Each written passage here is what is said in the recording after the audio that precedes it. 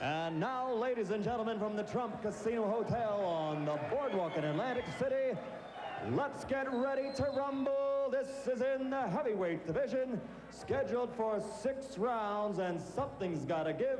They're both undefeated. The referee for this bout is Frank Cappuccino. Introducing first in the red corner, wearing the red trunks with white trim, weighing 226.5 pounds, from Cabin Creek, West Virginia, his professional record, 4 consecutive victories, all by knockout. Ladies and gentlemen, John Olderson. And his opponent in the blue corner, wearing the white trunks with red, white, and blue trim, and weighing in at 215 pounds even, from Catskill, New York.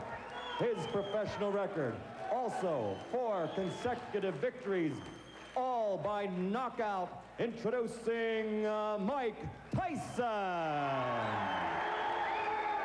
He'll be the popular one tonight as Frank Cappuccino talks to him. I want you to understand one thing. I want a good, clean, hard fight. Any low blows, any thumbing, heeling, butting, the holding and hitting will cost you the round. And if I have to go further, I'll do that also. In the event of a knockdown, the man standing, go to the farthest neutral corner, stay there until I call him back. Okay? When I say break, I want you to protect yourself at all times, and you step back clean. Both of you understand that. Both of you touch gloves. Good luck. Well, the folks back in West Virginia may not recognize this man without his miner's hat. He's come out of the mines to fight. He won May 31st, a second-round knockout over George Mayweather. And his opponent also with a 1-round, as a matter of fact, 39-second fight against Rick Spain here in Atlantic City on June 20th. That's Tyson.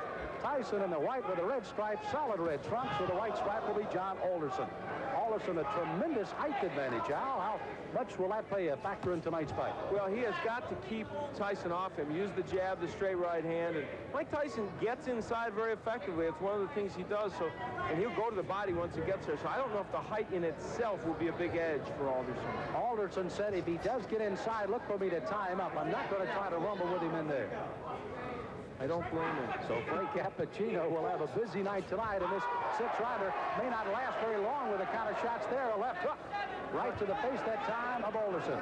That was a strange punch, but Tyson is so powerful. No matter how he delivers those punches, they hurt. Boy, every punch Tyson throws is meant to knock you out.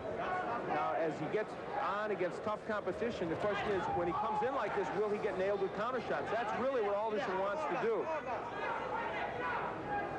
Tyson, you heard documented, of course, the young man fighting very well, amateur, 25-2. A boxing historian, reads book after book of boxing and watches all historic films of the greats.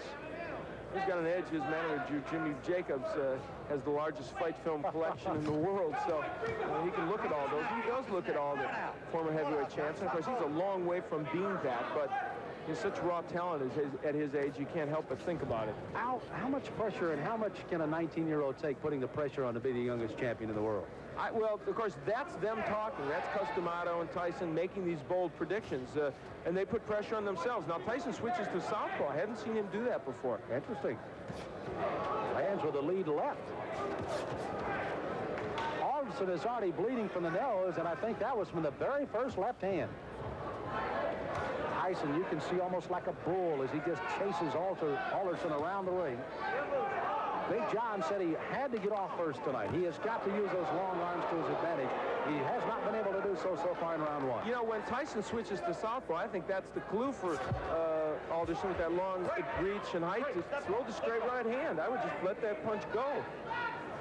Alderson, a very good amateur record, 154-12. Took 3 years off from boxing, however.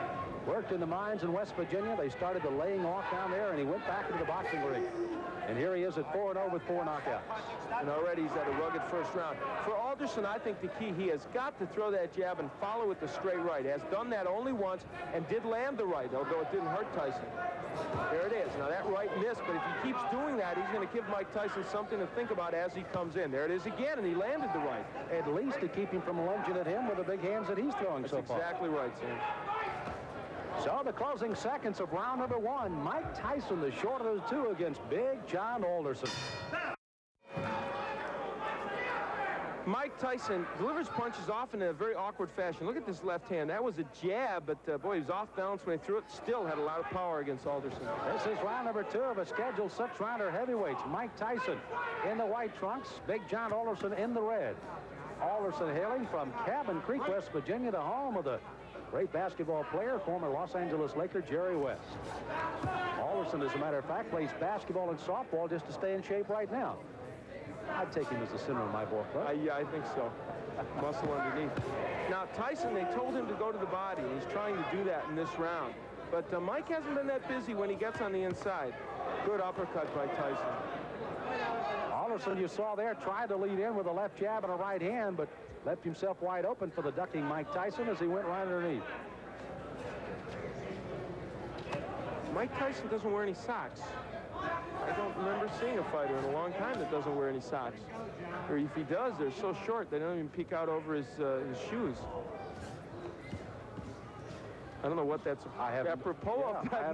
It's the first time I've ever seen it, and it's kind of odd. Now there's the right. Oh, good countering right hand, and that stunned Alderman. He backs up another right hand, a combination by Tyson, and he goes on the attack. On the inside, Tyson is just ferocious. He throws those good, short, quick punches. The longest fight Tyson has ever been in has been a 4-rounder. He got a knockout there. His other 3 fights were first-round knockouts. Dan Halpin, I guess, is the only man, and this one may not go much longer, as a crushing right hand sends Alderson down. He's got a terrible cut over the left eye already. Frank Cappuccino right down in his face. He's going to make the count at 8. But that cut just on the outside of the left eye starts to ooze some blood now, and Tyson goes right back in on top of it. Tyson trying for his 5th straight knockout. Alderson weary on his feet, ready to go at any time. He's just trying to survive now. He's got to throw something out, though. He's laying in with Tyson. Frank may stop this fight. Ruling that as a slip, not a knockdown.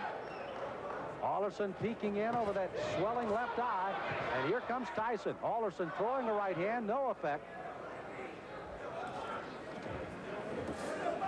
Left hand that time sends him reeling against the ropes. He's almost virtually out on his feet right now, 29 years of age. Again, as I pointed out at the top of the show, that in itself could prove to be some difference in this fight, if nothing else. You know, Tyson looked at Cappuccino a moment ago as if, do you want to stop this? There he goes right back to work on that left eye as Alderson stays on his feet. Try to gamely throw a right hand as you see the closing moments of the second round here. Alderson down in this round. May survive as he goes down again at the bell.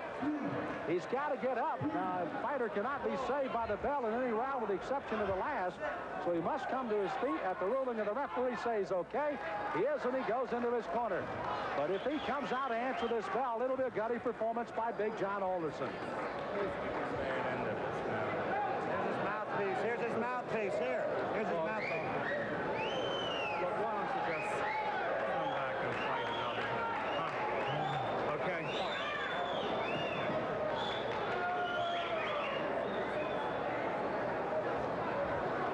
So you heard the suggestion of the doctors leaning in. Why don't you just come back and fight another day? Frank Cappuccino has not given us a word yet that this one is over, but he may very shortly here. John, church is out. The fight's over. The fight is over, rather interestingly put by Frank Cappuccino, as this one ends officially a TKO in the second round by Mike Tyson. So Tyson goes 5-0 with all 5 knockouts, and it was a devastating second round that proved to be the difference. Those short right hands. Now, what happened is Alderman tried to throw the right hand continually, but what happened was Tyson learned how to counter it with his own right. And there's a good straight right hand by Mike Tyson. That sent Alderson down. And that was the first knockdown, I believe. And there's a happy Mike Tyson. You know, Al, you almost, as you pointed out, Mike kept looking to Frank Cappuccino saying, hey, this guy's not in real good shape. I can go ahead and keep hitting him. But indeed he did till the end of the round. Again, Alderson down at the end of the round. He had to clear the canvas by the count, obviously beat the count. Not saved by the bell. He does, and finally the doctors lean in and say, that's it, and Frank Cappuccino calls it off at the end of 2. Ladies and gentlemen, referee Frank Cappuccino stops the bout at the end of the second round. The winner by technical knockout, still undefeated, 5 in a row, all by KO, Mike Tyson. Well, Tyson, it looks like he may have just had a walk in the park rather than a fight tonight with Big John Olderson. Gets his 5th consecutive win, and for Olderson, that's his first loss after going 4-0 with 4 knockouts of his own.